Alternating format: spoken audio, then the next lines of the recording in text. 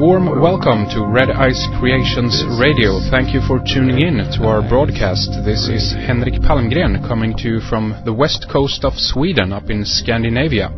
We have a new program every Thursday and Sunday.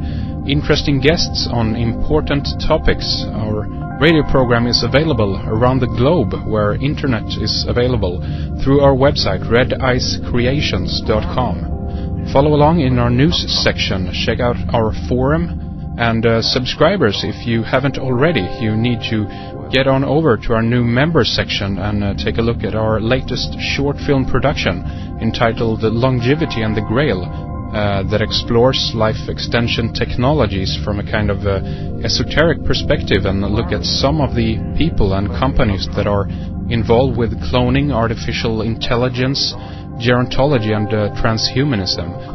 So if you're interested in those topics, this is definitely something you want to see, and much more is on the way, so head on over to redicecreations.com to tune in or sign up. Alright, today we have a fascinating guest with us.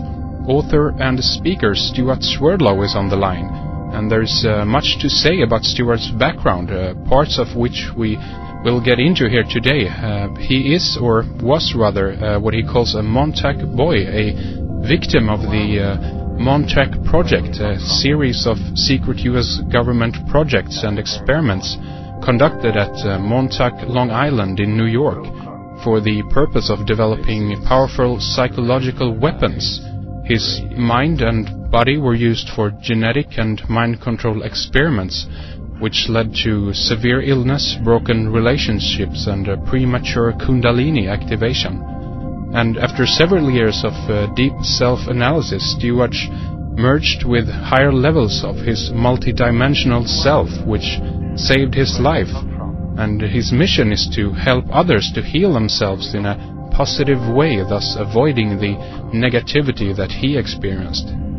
Stewart speaks on mind control, programming, the Illuminati, the ET connection, and much, much more. He is also the author of Blue Blood, True Blood, Conflict and Creation, Montauk, the Alien Connection, to name just a few titles. And his latest book is called 13 Cubed, Case Studies in Mind Control and Programming. And we're going to talk about this and much, much more today. I also want to mention that Stewart, together with Janet Swerdlow, has a website called expansions.com, where you can find news, articles, and a lot more material about their work. Okay, so welcome to Red Ice Creations Radio, Stewart. Thank you for coming on the program with us. Thank you for inviting me. It's a pleasure to speak with you. We've gotten a lot of requests to invite you to our program, and I know that you cover many areas in your work, so it's great to have you here. I've been looking forward to this program for a long time. And I'd like to begin the program today to ask you if you could talk a little bit about the Montauk project, just to give people that might not be familiar with you or your work kind of an outline where you're coming from, so to speak.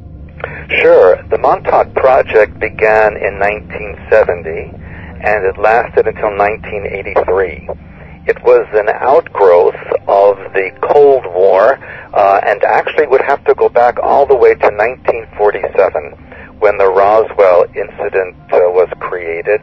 And in that way, they were able to create fear globally, and especially in the United States, because they needed to have another common enemy in order to control people.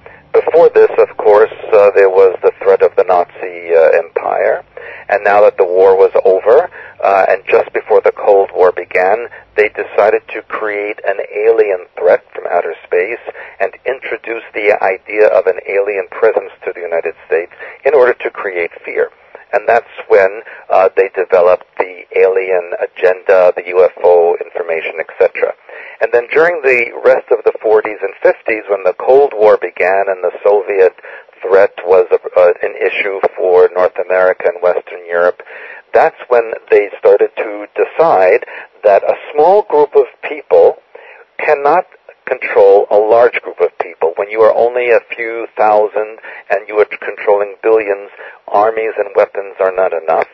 And so they decided, and in a very good way, brilliantly really, that the best way to control large groups of people is through mind control and programming.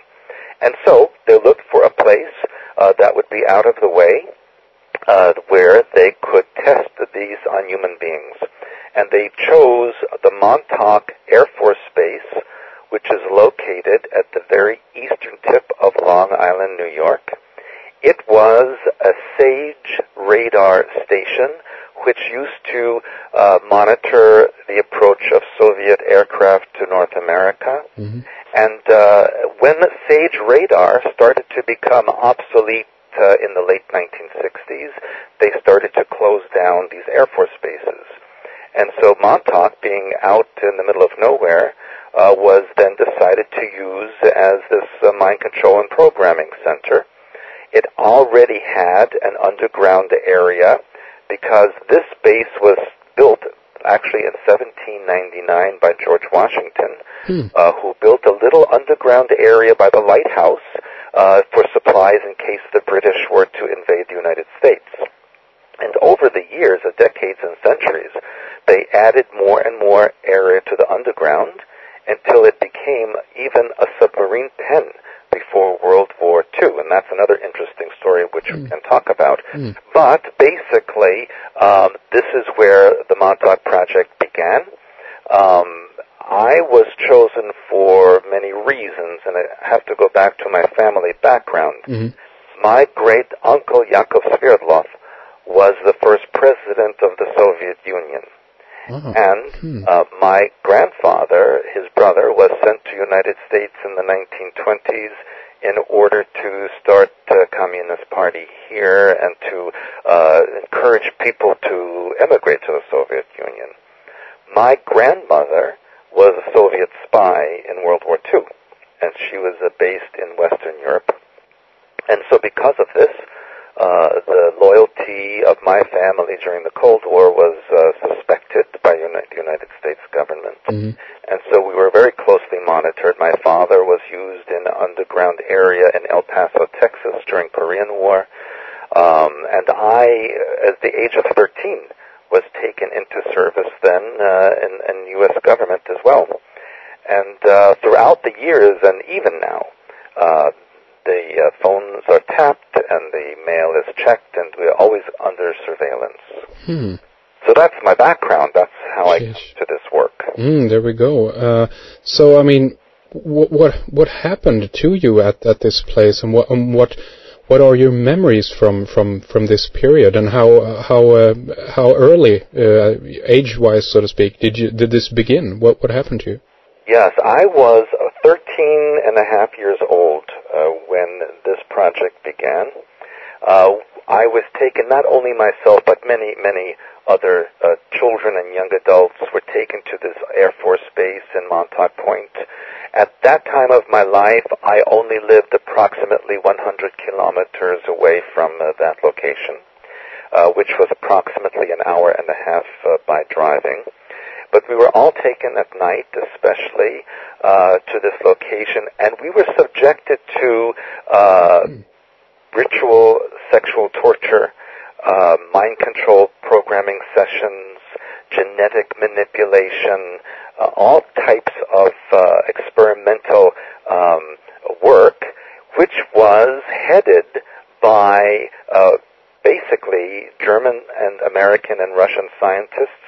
The Germans, from what I found out years later, were taken to the United States from after the war, Nazi Germany, under Project Paperclip, which was the American salvaging of these scientists and giving them new work in the United States.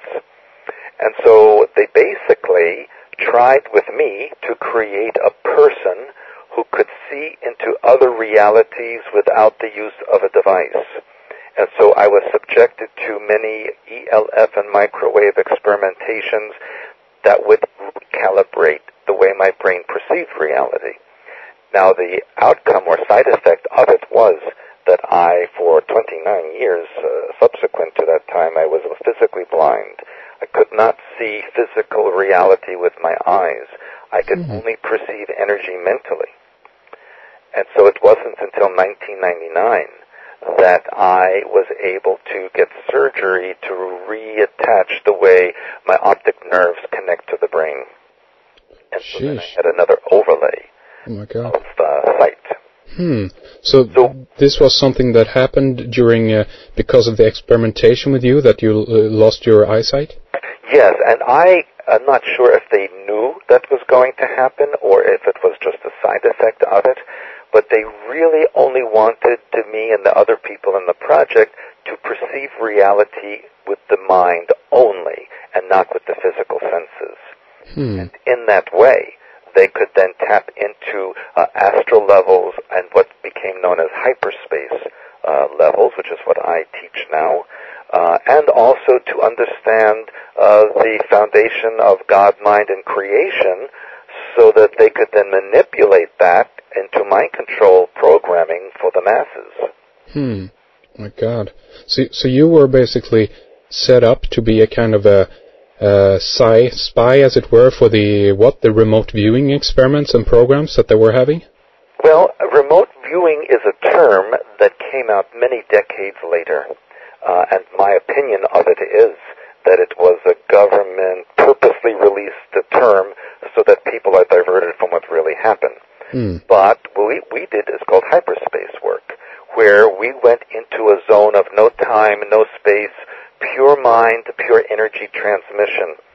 This is what they were interested in, because from that level, you can then descend into any other reality and create or manipulate if you know how to do that.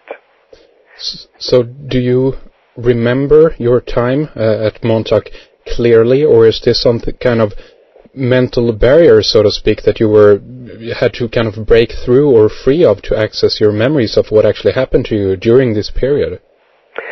This is why I became an anomaly to them, because I was not supposed to remember or have clear memories of what happened. I consciously remembered everything that happened to me.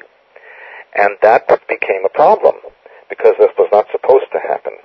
And the other issue was that out of the almost 300,000 people that were used in the experiment during the 13 years, less than 1% survived, and of that less than 1%, very few were able to function at all.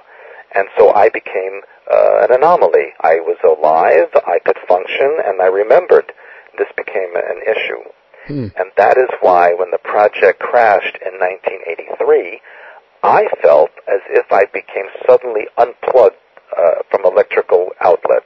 It was as if everything was drained out of me, and there was a time I could not function very well. And that is when the deprogramming process began, which was very brutal by the government, because they really didn't expect me to survive, and they didn't care about my physical or mental condition after the deprogramming sessions. And very often I was left in hypothermia, I was left in a very bad physical state, and yet I still survived. So this is why I feel they allow me to do the work I do, because they're studying me still to see how I can do this. Really? There's very few people left from that time.